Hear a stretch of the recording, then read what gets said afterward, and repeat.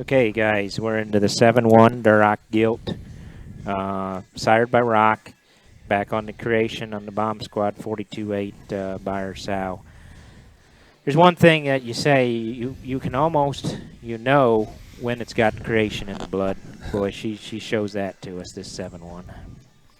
Yeah, again, he's kind of staged these weights on these red ones here as we viewed them. We started with the ones that you could about carry 4 of them in a basket in here together to one that's ready to go to a jackpot show.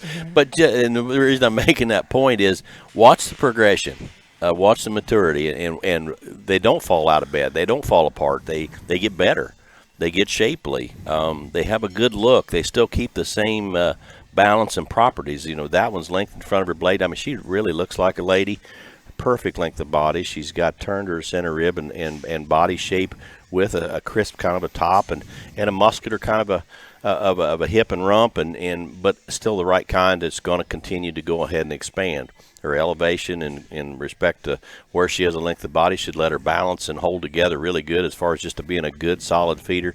That one has a breeding hog, clean, feminine kind of a look out of her front end. Just a really good dog.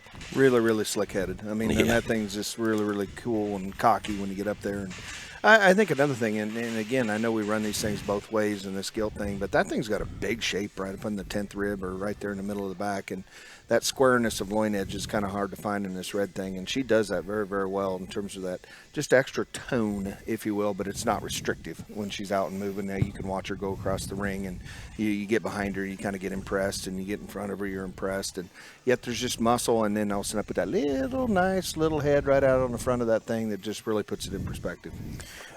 Again, I got a two-part deal down here.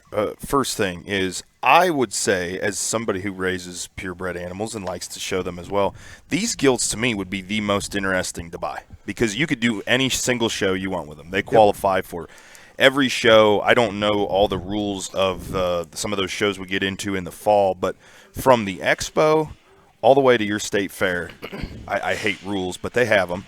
From expo all the way to your state fair, you can show these gilts. And I'm here to tell you, there's plenty of people that bought gilts that a lot of those pens are full. And I would tell you, if you're wanting to show gilts this summer, I mean, dig in here. There's a very good group of red pigs and these gilts that some of these, that are a little bigger, that are going to work to where, hey, you can go to the expo, have a positive experience.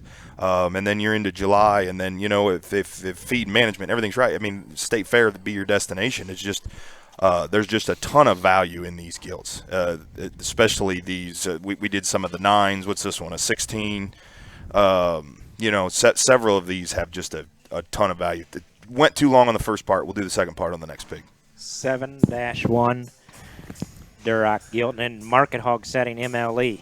Mm-hmm. Oh, buddy. Right there. I that's what comes to my mind on this one right here. And then you can run on to your Well, I think you can hit Summer Type Conference right ahead of that and win the Durocs there and then just come to MLE for fun. 7-1 Duroc Rock Gilt.